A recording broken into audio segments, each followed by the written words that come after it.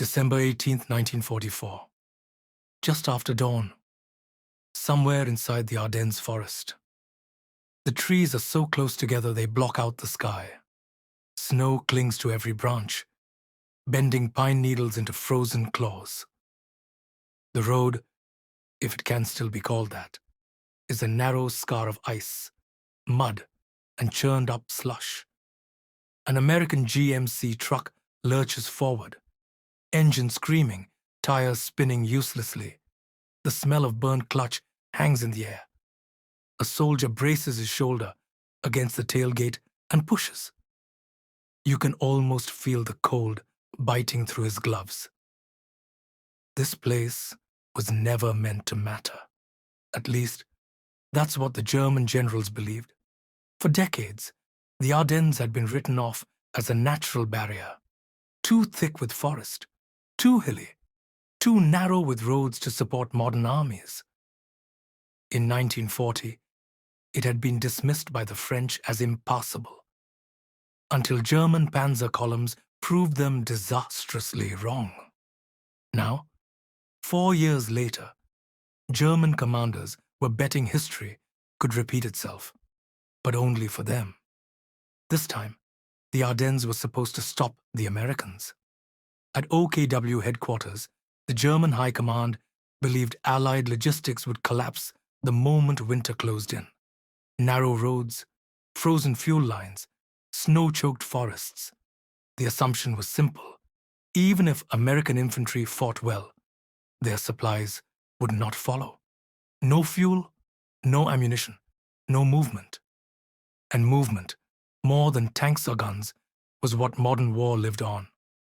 But here, on this frozen road, that assumption is already cracking. A traffic jam stretches back into the trees as far as the eye can see. Trucks nose to tail, headlights dimmed, engines idling in the cold. Drivers wrapped in scarves and wool caps pound their hands together for warmth. Somewhere ahead, an officer shouts orders that vanish into the forest like breath in winter air. The Americans aren't supposed to be here. Not like this. Not this fast. The German offensive, Operation Wacht am Rhein, has just exploded through the Ardennes, smashing into thin American lines. Panzer divisions under commanders like Sepp Dietrich and Hasso von Manteuffel have punched deep, aiming for the Meuse River and Antwerp beyond. To German staff officers studying their maps, the terrain promises protection. But maps don't show desperation. They don't show drivers sleeping in their cabs with engines running, because if they turn them off, they might never start again. They don't show mechanics stripping frozen engines by flashlight in the snow. They don't show enlisted men from rear area units suddenly reassigned as traffic police, waving convoys through crossroads that were civilian villages just days ago. This is not a battlefield victory. This is something quieter and more dangerous. At an American command post miles away, maps are being stabbed with gloved fingers. Bastogne is surrounded. German armor is pushing west. The situation is fluid, too fluid. Units are shifting by the hour. Orders change faster than ink can dry. And every order has the same unspoken requirement. The trucks must move. Lieutenant Colonel Charles Bogus, one of many transportation officers, suddenly thrust into crisis. Watches reports stack up. Roads marked secondary are now lifelines. Forest trails never meant for military traffic are being widened by sheer weight and repetition. There are no perfect routes, only routes that exist. The Ardennes is trying to swallow the convoy. Ice builds on windshields. Snow hides shell holes. A single disabled truck can block an entire division's worth of supply. German artillery probes the roads blindly, firing where they think traffic might be. Sometimes they're right. A shell lands too close. Snow and dirt erupt. The convoy halts. Engines stall. Men dive into ditches. Then, slowly, Engines restart. The trucks move again. From the German side, reports are coming in. American units are appearing where they shouldn't be. Counterattacks form faster than expected. Fuel dumps are not drying up. Ammunition shortages that should have paralyzed the enemy don't. A staff officer circles a road on the map. Another circles a second one. How are they using this? Someone asks. No one has a good answer. Because the answer isn't doctrine. It isn't planning. It isn't brilliance. It's momentum. Truck after truck after truck.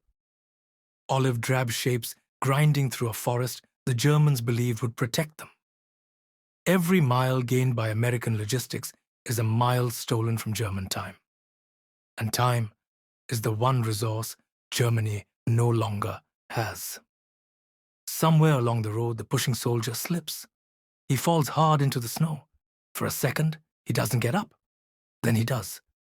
He plants his boots, leans in again, and shoves. The engine catches. The truck surges forward. The convoy moves. And far away, in a warm headquarters lit by lamps and certainty, German generals are still trusting the forest. They don't yet understand that the Ardennes is no longer a wall. It's a corridor. December the 19th, 1944, late afternoon, 5th Panzer Army headquarters, somewhere east of the Meuse. Maps cover the walls, clean, precise, confident. Colored pencils trace German spearheads pushing west, arrows angling toward bridges that are supposed to fall on schedule.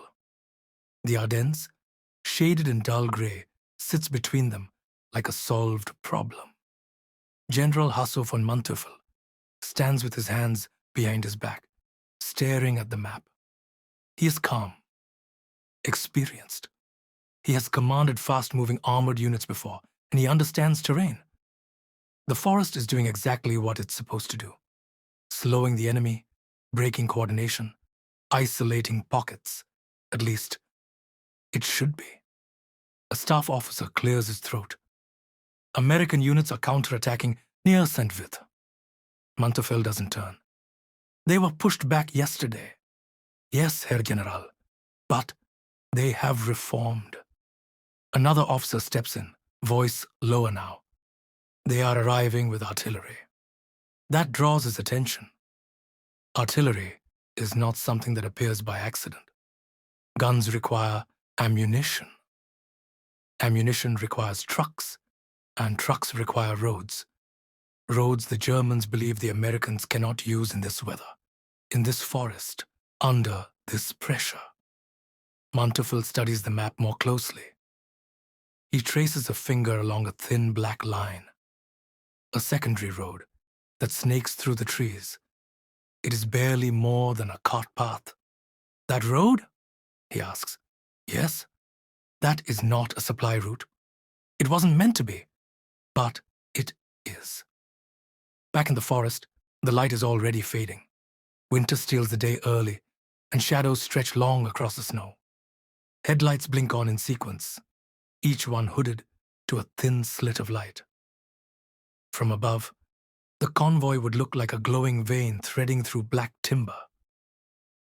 Drivers lean forward over their wheels, eyes burning, jaws tight. Many have been awake for more than 24 hours. Some have never driven under combat conditions before. They are clerks, mechanics, cooks, anyone who could be handed a truck and told to follow the bumper in front of them. Rules are simple now. Don't stop unless you have to. If you stop, get off the road. If you can't get off the road, fix it fast. Military police stand at intersections that barely qualify as crossroads. Their boots sink into slush as they wave convoys through, shouting over engines. There is no elegance here. No parade ground order, just motion. At one bend in the road, a truck fishtails and slides sideways, jackknifing across the lane. The convoy halts. Engines idle. Men climb down, curses fogging the air. Someone shouts, "Chains! Get the chains!" Hands numb and shaking, wrestle frozen metal onto spinning tires. A sergeant climbs onto the bumper and rocks the cab side to side, counting aloud. 1, 2, 3. The truck lurches, catches, crawls forward just enough to clear the road. The convoy surges again. Every minute saved here means something else survives farther west. In Bastogne, the encircled 101st Airborne Division waits. Ammunition is rationed. Medical supplies are running low. The Germans believe the town will fall, not because of firepower, but because of isolation. They don't know what's moving toward it. On December 19th, General Dwight D. Eisenhower makes a decision that will turn logistics into a weapon. He orders the Third Army, George S. Patton's army, to pivot north. Entire corps are told to reverse direction in winter, through chaos, through roads already clogged with retreating units. It should take weeks. Patton promises days. That promise means nothing without trucks. And so, the forest fills. Convoys now move in both directions. Supplies going in, wounded coming out. Units shifting at impossible speed. Road discipline collapses into something more primal. Whoever keeps moving survives. German reconnaissance reports begin to contradict expectations. American units are appearing ahead of schedule. Fuel shortages are not materializing. The enemy seems fed. A German logistics officer writes in his diary that evening, "The Americans move as if the roads belong to them." For the first time, the Ardennes does not feel like an ally. It feels crowded. At 5th Panzer Army headquarters, Manteuffel receives another update. American armor spotted again. Artillery firing from new positions. Supply dumps discovered that shouldn't exist. He exhales slowly. This is no longer a delay. It is resistance with depth. Somewhere between the trees, a convoy halts briefly as a shell bursts in the distance. The men freeze, listening. No follow-up. The road is still open. A driver taps his steering wheel, then eases the truck forward. The Germans are racing the clock, and with every mile these trucks crawl through snow and forest, the clock ticks louder. December 22nd, 1944. Midday. Outside Bastogne. The snow has been churned into grey paste by treads and boots. The forest smells of fuel, cordite, and wet wool. An American convoy rolls to a halt just outside the encirclement. Trucks nose to tail, engines rumbling like restrained animals. Then, the order comes. Open the road! Sherman tanks push forward. Infantry riding the decks, faces hollow, but alert. Behind them, the trucks wait. Crates of ammunition, jerry cans of fuel, medical supplies stacked high. Everything Bastogne needs to keep breathing. When the breakthrough happens, it isn't cinematic. No sweeping charge, no dramatic silence, just steady pressure. German roadblocks crumble under combined fire. Units that expected starving paratroopers instead meet fresh ammunition and coordinated counterattacks. The forest that was supposed to isolate Bastogne now funnels American strength straight into it.